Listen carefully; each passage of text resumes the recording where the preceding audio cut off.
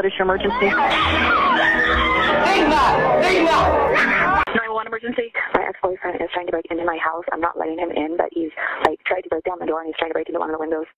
He put me in the hospital a few weeks ago, and I've been trying to keep him away. I told him I was going to call. He's now trying to break in through the window. He's trying to pin me it open. Okay. Do you have anybody else in the house with you? No, I don't. Okay. Does he live there? No, he does not. Are you still there? Yes.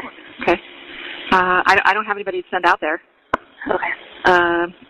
Obviously, if he comes inside the residence and assaults you, can you ask him to go away, or do you know if he's intoxicated or anything? I've already asked him. I've already told him I was calling you. He's spoken before, busted down my door, assaulted me. Yeah, so... Is there any way you can safely leave the residence? No, I can't, because he's blocking pretty much my only way out. With a vehicle, or? With the vehicle and with himself on my front door also. Okay, is there anybody that you can call to come over and help you, or do you have any friends? He has sat there and destroyed my phone that had all of my contacts in it, because I have neighbors, because he's done this.